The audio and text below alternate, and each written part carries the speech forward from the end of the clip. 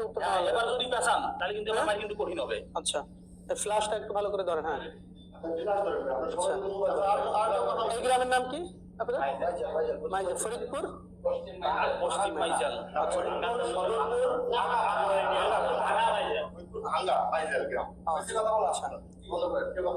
আমরা আসছি হচ্ছে ফরিদপুর মাইজেল ভাঙা, না ভাঙা মাইজেল গ্রাম, কালিয়া ইউনিয়ন।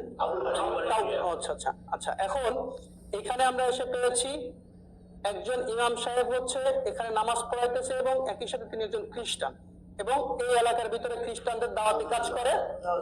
তো এই শবে বরাতের দিনও উনি নামাজ পড়াইছে, মোনাজাত করছে এবং ইনার পিছনে যারা নামাজ পড়ছে, এবং নামাজ খ্রিস্টানের পিছনে তো নামাজ হয় না সাধারণত।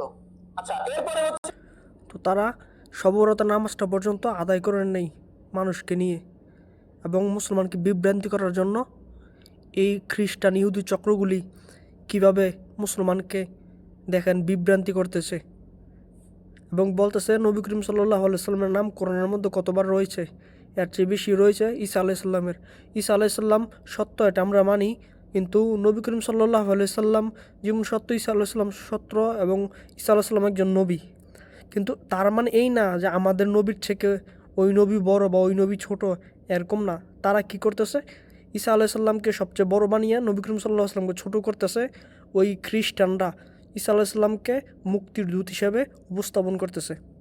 টাকা পাওয়া যায় এটা এবং কি দিবেন যাওয়া একটু বলেন আমাকে বিস্তারিত বুঝলেন। তিনি বলতেছে কয় সব নবীর কথাই তো কোরআন শরীফে আছে, তাই আমরা শুধুমাত্র করি কি ঈসা নবীর দাওয়াতটা আমরা বেশি দিই, অন্য কোনো নবীর আমরা দাওয়াত দিই না, আর আমরা তাকেই মানি।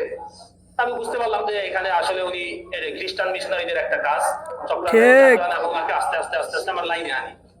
লাইনে আনার পর্যায়ে এক পর্যায়ে গত পরশুদিন উনি আমার সাথে বলতেছিল যে কোরআনের মধ্যে মুহাম্মদের নাম আর কয় জায়গায় আছে, তার থেকে আমাদের ঈসা আলাইহিস সালামের নাম মাসিহ ঈসার নাম আরো বেশি জায়গায় আছে বলতেছে। পরে আমি গতকালকে সর্বশেষ জিজ্ঞাসা করি যে ভাই আমার তাহলে আমাকে অনেকদিন ধরে পারাবাড়ি করতেছিল যে আমাকে দিবে, ওই তরিকা দিবে, কিছু কিতাবাদি আমাকে দেওয়ার কথা ছিল, কিন্তু তরিকা না দেওয়ার কারণে কিতাবাদি উনি আমাকে দিচ্ছে না।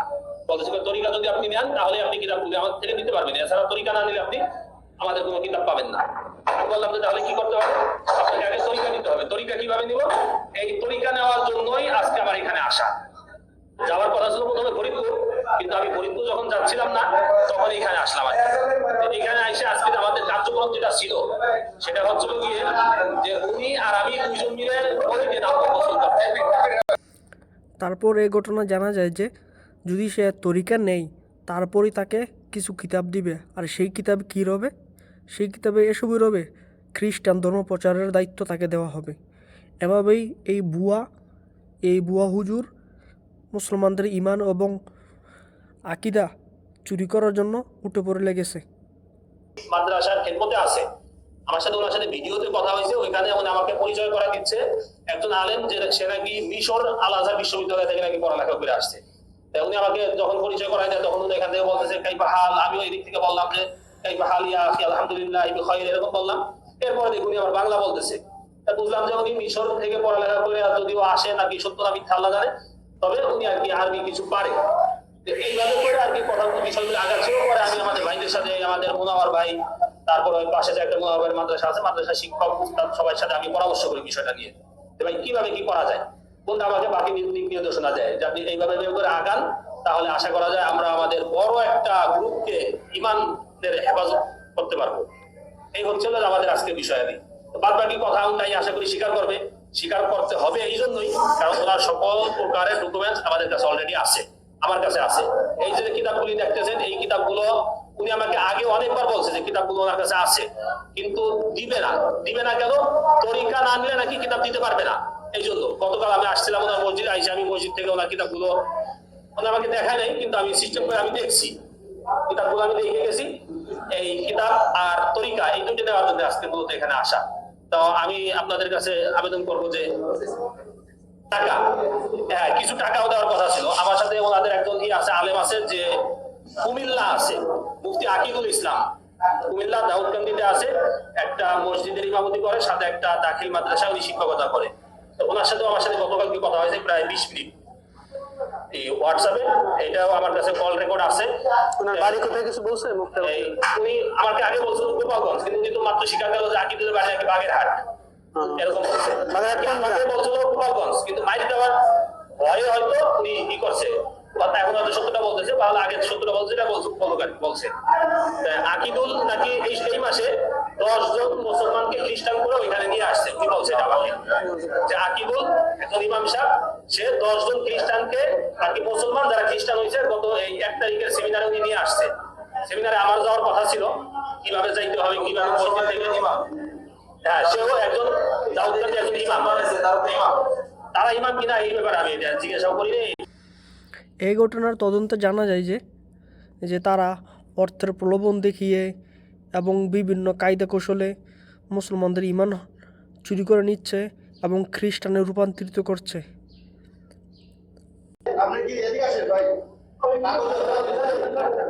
পরিচয় উনি প্রথমে দিছে, ওনার নাম হচ্ছে মাওলানা মুফতি হাবিবুল্লাহ বাহারি। এরপরে বলছে উনি ফাজিল শেষ করছে কোনিয়ালিয়া থেকে, দিগনগর থেকে ফাজিল শেষ করছে, আবার মাওলানা মুফতি শেষ করছে। পরবর্তীতে কিছু সময় পরে আবার স্বীকার করছে না মাওলানা মুফতি হয় নাই।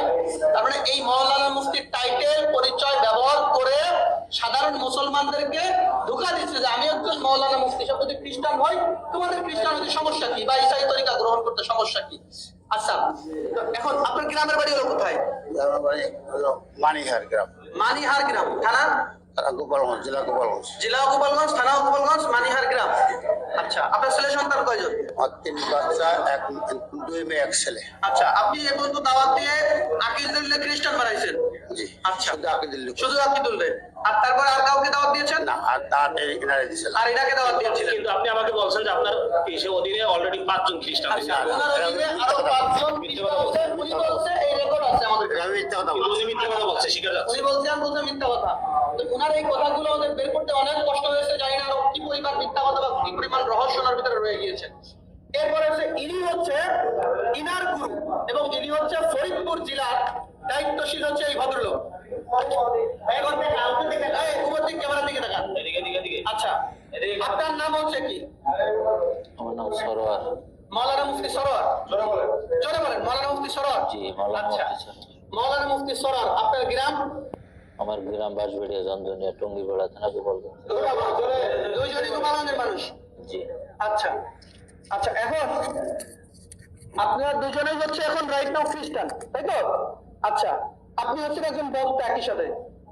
কতজন এখন তো ইনিশে কি বলছিল আপনাকে? আচ্ছা, উনি দাওয়াত দিয়েছিলেন। আচ্ছা, আগে জিজ্ঞাসা করছি যে আপনি কতদিন ধরে এখানে আসছেন, হ্যাঁ। এই ধর্মে দীক্ষিত হয়েছেন? উনি বলছেন যে 1 বছর। 1 বছর। আমি জিজ্ঞাসা করছি আপনি কার থেকে হয়েছেন? আমি হয়েছি সরোয়ার থেকে। আমি বলছি 1 বছর আসছি এখানে। আচ্ছা, আপনি হয়েছেন সরোয়ার থেকে? আপনি না দীক্ষিত হয়েছেন এরকম বলছেন, আর আপনি সরোয়ার থেকে। আচ্ছা, 1 মিনিট, ওদিকে ফিরে। না, 5 মাস ধরে জড়াইছে এর ভিতরে। আপনি হ্যাঁ, এই নিজেকে চাকরি করে বোধহয়। এদিকে তাকান। আপনাকে খ্রিস্টান বানাইছে কে? এক কথা উত্তর দিবেন। আকিদুল বানাইছে। আর আপনি তো আকিদুলকে খ্রিস্টান বানাইছেন, আপনি স্বীকার করেছেন। তাহলে আপনি যে এক কথায় 4 রকমের কথা বলতেছেন। আপনারা সরাসরি খ্রিস্টান কে বানাইছে? আপনি বলছেন প্রথম ইনার কথা, ইনি হচ্ছে এই জায়গার প্রধান। আমি সত্যি কথা বলি। আপনি না এই ঘটনায় তার সমস্ত কার্যকলাপ তুলে ধরলে সে অস্বীকার আসতে চায় এবং গড়িমসি খায়। তখন হুজুররা তাকে অনেক চাপ দিয়ে ধরে তার তথ্য প্রমাণ সব কিছু দিবার পরও সে স্বীকার আসতে চায়নি কিংবা অন্য কৌশল ব্যবহার করতে চায়। যা একটু আগেও সে বলছে যে সে মিথ্যা কথা বলছিল 5 জনকে সে খ্রিস্টান বানিয়েছে, কিন্তু এখন বলতেছে 1 জনকে। এই 2 জন। ওকে, আপনি বলছেন যে আপনি কারো দাওয়াত দেন নাই। এই একজন পাওয়া গেল আপনাদের খ্রিস্টান, ওই একজন পাওয়া গেল উনি উনাকে দাওয়াত দিয়েছেন। আচ্ছা আচ্ছা, এই হলো আমাদের অবস্থা। আর এইরকম অবস্থায় সারা বাংলাদেশে এইরকম অসংখ্য মানুষ পাওয়া যাচ্ছে যারা এই ধরনের প্রতারণা আমাদের মুসলমান কমিউনিটির সাথে করতেছে। ওনারা দুজনে খ্রিস্টান, অথচ ওনারা টুপি দাঁড়িয়ে এখনো ওনাদের লিপস্টিক আছে। তার মানে এটা হলো মূলত আমাদের সাথে প্রতারণা, সাধারণ মুসলমানদের সাথে প্রতারণা। এইভাবে এই দেশটাকে তিলে তিলে এই খ্রিস্টানরা দখল করে ফেলতেছে। আমাদের বান্দরবন, খাগড়াছড়ি, এই সমস্ত জায়গাগুলো, আমাদের দিনাজপুর, সব জায়গায় একই অবস্থা ভাই। ঠিক। তো এই জন্য এই যে ইনাদের আপনাদের কাছে কোনো তথ্য আছে এদের ব্যাপারে? শেষ করে দেবো। আচ্ছা, যাই হোক, এই হলো অবস্থা আমাদের। তো আমরা ওনাদেরকে পাইছি, এই হলো কিতাব। এই কিতাবের মাধ্যমে, এই কিতাবের নাম দিয়েছে কিতাবুল মুকাদ্দাস। অথচ এই কিতাবের নাম হিন্দুদের মানে খ্রিস্টানদের ধর্মগ্রন্থের নাম হচ্ছে বাইবেল। কি নাম? ওদের নাম হলো বাইবেল। এরা মুসলমানদেরকে প্রতারণা করার জন্য, হ্যাঁ, কই? আচ্ছা, এই যে হচ্ছে ওনাদের মূল ইসার নাম হচ্ছে a translation of the holy Bible, অর্থাৎ এটা ট্রান্সলেশন অনুবাদ করা হয়েছে হোলি বাইবেল থেকে, পবিত্র বাইবেল থেকে। তো অনুবাদ করা হইলে এটা কিতাবুল মুকাদ্দাস হলো কিভাবে? একই সাথে এই যে মনোগ্রামটা, এটা আমরা কোরআন শরীফে ব্যবহার করি না? তো এটা ব্যবহার করছে সাধারণ মানুষ, জানি মনে করে এটাও কোরআন শরীফের মতো। হ্যাঁ, এইভাবে এই দেশের মানুষদেরকে প্রতারণা করতেছে। এরকম শত শত বই ওনারা করছে। যাই হোক, এই ছিল আমাদের আজকের বিষয়বস্তু। সালামু আলাইকুম। আল্লাহ তাআলা কোরআনের মধ্যে বলেন, ইয়া আইয়ুহাল্লাযীনা আমানু ইত্তাকুল্লাহ, হে ঈমানদাররা তোমরা আল্লাহকে ভয় করো। কিন্তু আল্লাহকে আমরা কীরকমভাবে ভয় করি? আমাদের শান্তির ধর্ম এবং শান্তি রক্ষার জন্য একমাত্র গ্রন্থ কি? আল কোরআন। এটা থেকে সব কিছু রয়েছে যেখানে আমরা ফলো করতে পারবো, এবং আল কোরআনের মধ্যে সব কিছু রয়েছে আমাদের জীবন ব্যবস্থা কীভাবে কী করব। আল্লাহ তাআলা কোরআনের মধ্যে বলে, যালিকাল কিতাবু লা রাইবা ফিহি হুদাল লিল মুত্তাকিন, এই সেই কিতাব যাতে কোনো সন্দেহ নেই পথপরজগারদের জন্য। তো এখানে তারা খ্রিস্টানরা বাইবেল থেকে এটাকে আল কোরআনের অদলে উপরের পৃষ্ঠাটা প্রায় সেম কোরআনের মতো করে ফেলেছে, করে বলতেছে যে এটার মধ্যে রয়েছে আমি একজন যদি বড় মাওলানা মুহাদ্দিস হয়ে আমি খ্রিস্টান হতে পারি, আপনি হতে পারবেন না কেন? এটা চক্রান্ত, এটা ষড়যন্ত্র করতেছে মুসলমানদেরকে ঈমান হারা করার জন্য, মুসলমানদেরকে বিভ্রান্ত করার জন্য। আমাদের নবী করিম সাল্লাল্লাহু আলাইহি ওয়াসাল্লাম খাতামুন নাবিয়্যিন, যার পরে কোনো নবী আসবে না। কিন্তু নবী করিম সাল্লাল্লাহু আলাইহি সাল্লামের আকাশচুম্বী সম্মানকে ছোট করার জন্য এই খ্রিস্টান চক্রগুলি ঈসা আলাইহিস সালামকে, হযরত ঈসা আলাইহিস সালামকে বলতেছে মুক্তির দূত। হ্যাঁ, ঠিক আছে, ঈসা আলাইহিস সালাম মুক্তির দূত ছিল তখনকার জামানায়, তখনকার উম্মতের জন্য, কিন্তু আমাদের জন্য না। প্রত্যেকটা নবী করিম সাল্লাল্লাহু আলাইহি সাল্লামই এবং প্রত্যেকটা নবী করিম এবং নবী রাসূলই আমাদের জন্য অনুকরণ করতে হবে, আমরা অনুকরণ করতে হবে তাদের। কিন্তু এর মানে এই না যে আমরা তাকে অনুকরণ করব। আমাদের জন্য হযরত মুহাম্মদ মুস্তাফা নবী সাল্লাল্লাহু আলাইহি সাল্লাম আমাদের সর্বশ্রেষ্ঠ আদর্শ, যাকে অনুসরণ করলেই আমরা জান্নাত পেতে পারি। নবী করিম সাল্লাল্লাহু আলাইহি সাল্লামের সামনে একদিন একজন বাইবেল নাকি তাওরাত পড়ছিল, তাওরাত। নবী করিম সাল্লাল্লাহু আলাইহি সাল্লাম রেগে গিয়েছে। সে বলছে এই তাওরাত পড়লে সে বিভ্রান্তির মধ্যে পড়ে যেতে পারে। কোরআন রেখে সে কিসের জন্য তাওরাত পড়তেছে? যে ঈমান হারা হয়ে যেতে পারে। অতএব আমরা ইসলামকে শক্তভাবে ধরবো, মজবুতভাবে ধরবো। নবী করিম সাল্লাল্লাহু আলাইহি সাল্লাম আখির জামানার একটি হাদিস বলতে গিয়ে বলেন, শেষ জামানায় ঈমান আমল ধরে রাখা এত বড় কঠিন হবে যে জ্বলন্ত আংরা হাতের মধ্যে ধরে রাখা যাবে, কিন্তু ঈমান ধরে রাখা এত সহজ হবে না। তো এই চক্রটি যেভাবে শুধু এখানে না, পুরো বিশ্বের মধ্যে এভাবে ছড়াচ্ছে এবং একটা সক্রিয়ভাবে তারা দেশটাকে এবং ইসলামটাকে ধ্বংস করার জন্য উঠে পড়ে লেগে গেছে। তো আপনারা সতর্ক থাকবেন। কিছুদিন আগে একটা নিউজের মধ্যে দেখলাম যে তারা চাচ্ছে কিছু টাকা দিয়ে তরুণীদেরকে খ্রিস্টান বানানোর জন্য। অনেকগুলোকে অলরেডি বানিয়ে ফেলছে, পরে তারা তওবা করে আল্লাহর দিনের মধ্যে ফিরে আসে। আল্লাহু আলম, আল্লাহ মালুম, আল্লাহ তাদেরকে ক্ষমা করবে নাকি না করবে, আল্লাহ এটা ভালো জানে। অতএব আপনাদের উদ্দেশ্যে আমার একটাই মেসেজ, যে আপনারা এসব মোল্লা হোক, মুন্সি হোক, কারো ফান্দা পা দিবেন না। আপনারা কোরআন পড়বেন, নবী রাসূল সাল্লাল্লাহু আলাইহি সাল্লামকে অনুসরণ করবেন। কেউ যদি আপনাদেরকে বলে এটার চেয়ে আমরা নবী করিম সাল্লাল্লাহু আলাইহি সাল্লাম অন্যজনের বেশি করা, অন্যজনের বেশি সম্মান বেশি, নবী করিম সাল্লাল্লাহু আলাইহি সাল্লামের নাম কোরআনের মধ্যে মাত্র একবার, ঈসা আলাইহিস সালামের নাম একাধিক জায়গায় একাধিকবার, আপনারা দয়া করে এগুলোতে পা দেবেন না, পা ফেলবেন না। নাম অনেকবার থাকলে এই না যে নবী করিম সাল্লাল্লাহু আলাইহি সাল্লাম থেকে বড় হয়ে গেছে। শয়তানের নামও কোরআনের মধ্যে অনেকবার আছে, শয়তান। তার মানে কি শয়তানও বড় হয়ে গেছে?